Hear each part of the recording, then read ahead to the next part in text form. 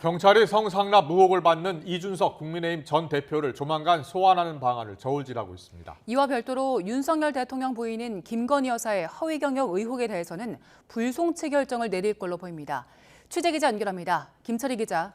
네, 사회 일부입니다. 네, 먼저 경찰이 조만간 이준석 전 대표를 소환한다는 얘기 꾸준히 나오고 있는데요. 시기가 정해진 겁니까?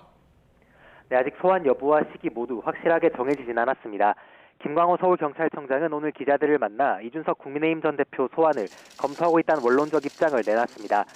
경찰은 이 전 대표에게 성접대를 했다고 주장해온 핵심 참고인 김성진 아이카이스트 대표에 대해서는 이미 지난 18일 마지막 6차 조사를 끝냈는데요.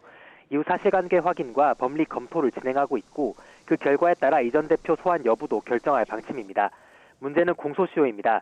이 전 대표의 혐의가 인정돼도 성매매 처벌법은 공소시효가 5년, 알선수재와 직권남용 혐의는 공소시효가 7년이면 만료됩니다. 이 때문에 김성진 대표 주장대로 2013년에 성접대가 있었더라도 처벌할 수 없습니다. 김 대표 측은 수법이 비슷한 범죄를 하나의 범죄로 간주하는 포괄일죄를 적용하면 된다고도 주장해 왔는데요.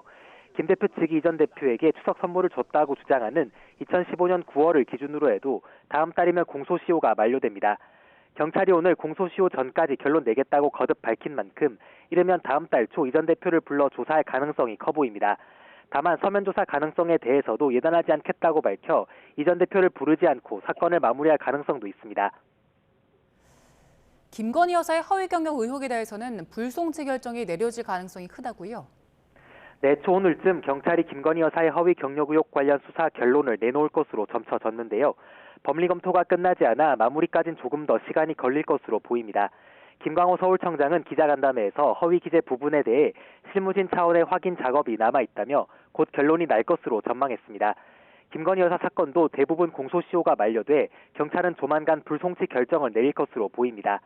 김 여사가 허위 경력을 쓰고 일자리 얻었다고 알려진 마지막 사례가 2014년인데 형법상 사문서 위조와 업무 방해 등 혐의의 공소시효는 7년이라 처벌 자체가 불가능합니다. 이 때문에 김 여사는 공소시효가 10년인 사기 혐의로도 고발된 상태인데요. 경찰은 사기죄 구성 요건이 성립한다고 보기 어렵다고 판단한 것으로 전해졌습니다. 앞서 경찰은 김 여사의 기자 매수 의혹과 모친과 국모의 사문서를 위조했다는 혐의 역시 모두 혐의 없음으로 종결했는데요. 야당과 시민단체를 중심으로 경찰이 살아있는 권력에 대해 봐주기 수사를 하고 있다는 비판도 꾸준히 제기되고 있습니다. 지금까지 사회일부에서 전해드렸습니다.